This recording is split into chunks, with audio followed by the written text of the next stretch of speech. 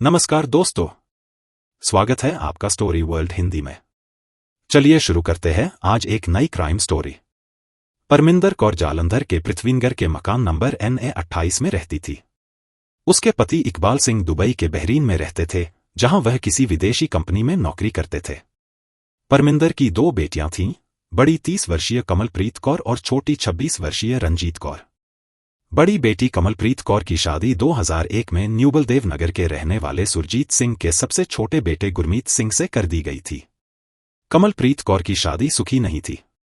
उनके पति की मृत्यु हो चुकी थी और वह अपनी दो बेटियों 12 वर्षीय खुशप्रीत कौर और 10 वर्षीय राजवीर कौर के साथ ससुराल में रहती थी। रंजीत कौर की अभी शादी नहीं हुई थी। वह जालंधर के पटेल अस्पताल में स्टाफ नर्स थी और अपनी मां के साथ रहती थी। 4 मार्च 2014 की दोपहर करीब 2 बजे कमलप्रीत कौर अपनी मैरून रंग की एक्टिवा स्कूटर से निकली और लौटकर नहीं आई। जब परमिंदर को इस बात की जानकारी हुई तो उसने अपनी बेटी को फोन किया।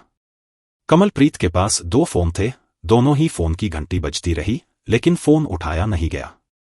इसके बाद रात में दोनों फोन बंद हो गए। अगले दिन सुबह होते ही परमिंदर कौर अपनी बेटी की तलाश में निकल पड़ी।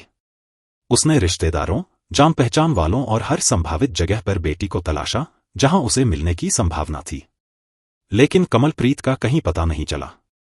आखिरकार परमिंदर कौर ने जालंधर के थाना डिवीजन नंबर 8 में उसकी गुमशुदगी दर्ज करा दी। कमलप्रीत के ढूंढने की जिम्मेदारी ड्यूटी पर तैनात ASI अजमेर सिंह को सौंपी गई। यह अप्रैल के 4 से 5, 2014 के मध्य रात्रि की बात है। ASI अजमेर सिंह ने लापता कमलप्रीत कौर का हुलिया और उसकी स्कूटर का नंबर वायरलेस द्वारा प्रसारित करवा दिया। इसके अलावा जिले के सभी थानों को सूचना देकर कमलप्रीत कौर की तलाश में मदद मांगी। अगले दिन मुखबिरों को भी कमलप्रीत कौर के फोटो देकर उसके बारे में पता लगाने को कहा गया, लेकिन इस सब का कोई नतीजा नहीं निकला।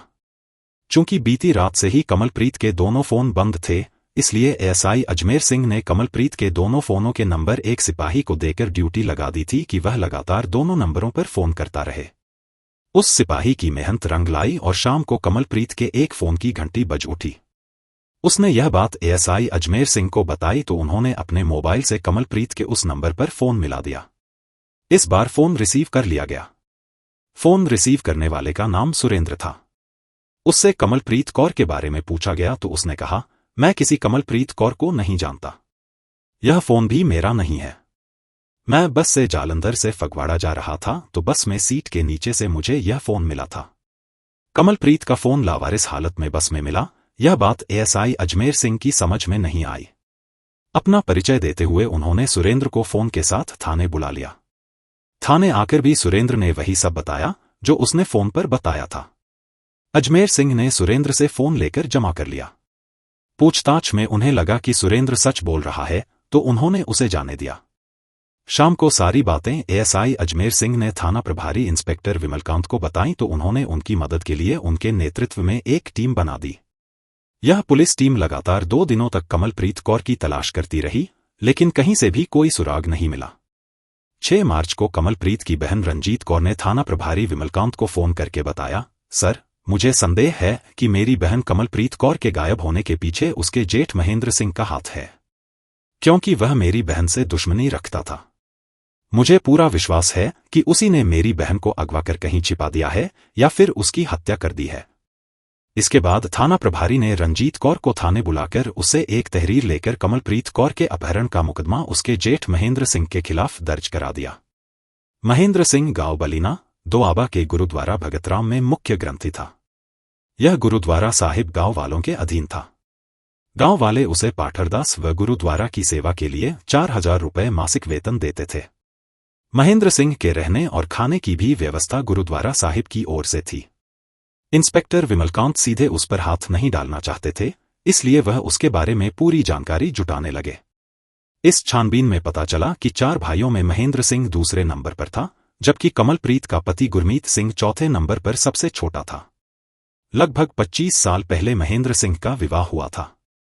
उसके 3 बच्चों में 2 बेटे और 1 बेटी थी। लगभग 10 साल पहले किन्हीं कारणों से उसकी पत्नी उसे छोड़कर चली गई थी। अब तक उसके बड़े बेटे और बेटी की शादी हो चुकी थी। शादी के बाद उसका बेटा उससे अलग रहने लगा था।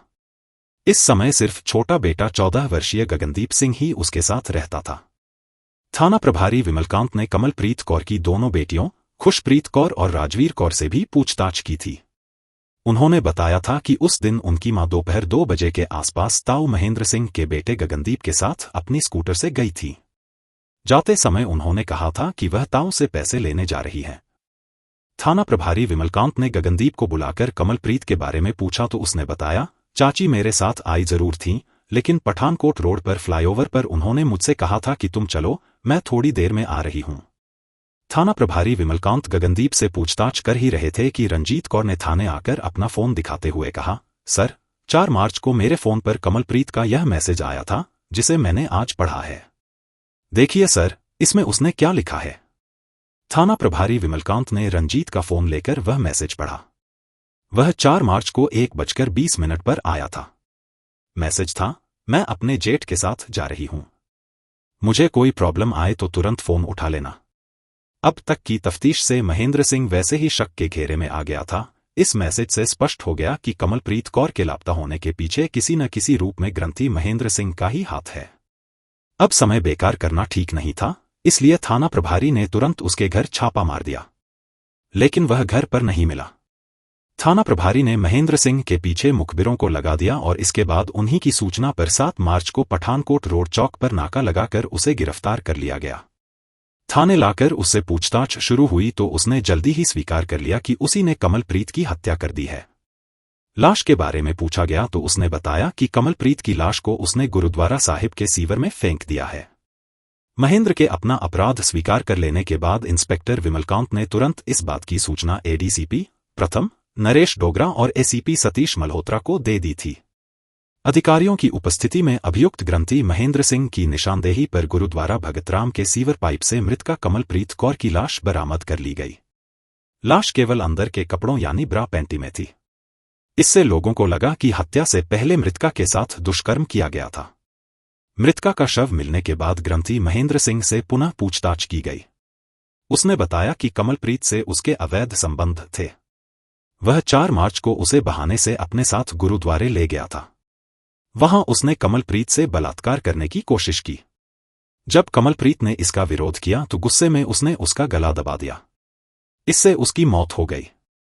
फिर वह लाश को छुपाने के लिए गुरुद्वारे के सीवर में फेंक दिया। महेंद्र सिंह के खिलाफ कमलप्रीत के अपहरण, हत्या और दुष्कर्म का मुकदमा दर्ज कर लिया गया। पूरे पृथ्वीनगर और न्यूबलदेव नगर में इस घटना से हड़कंप मच गया। हर तरफ लोग इस हादसे की चर्चा करने लगे और इंसाफ की मांग करने लगे। जालंधर के अदालत में इस केस की सुनवाई शुरू हुई। पुलिस ने सभी सबूत और गवाह पेश किए। महेंद्र सिंह के खिलाफ पुख्ता सबूत थे, जिससे उसे बचना मुश्किल था। अदालत ने महेंद्र सिंह को कमलप्रीत कौर की हत्या और दुष्कर्म के आरोप में दोषी पाया और उसे उम्र कैद की सजा सुनाई। इसके साथ ही गुरुद्वारा भगतराम में उसके काम करने पर भी प्रतिबंध लगा दिया गया। कमलप्रीत की मां परमिंदर कौर और बहन रंजीत कौर ने अदालत के फैसले को संतोषजनक बताते हुए कहा, हमें न्याय मिला। हम इस फैसले से खुश हैं। हमारी बहन की आत्मा अब शांति पा सकती है। इस घटना ने समाज को झकझोर कर रख दिया। यह घटना समाज को यह संदेश देती है कि महिलाओं के खिलाफ अपराधों को कभी भी सहन नहीं किया जाना चाहिए। न्याय की लड़ाई में अडिग रहना चाहिए और अपराधियों को सजा दिलवाने के लिए हर संभव प्रयास करना चाहिए। कमलप्रीत कौर की दर्दनाक कहानी न केवल एक चेतावनी है, बल्कि एक प्रेरणा भी है कि हम सबको मिलकर एक ऐसा समाज बनाना चाहिए जहां महिलाएं सुरक्षित महसूस कर सकें और उनकी सुरक्षा को प्राथमिकता दी जाए।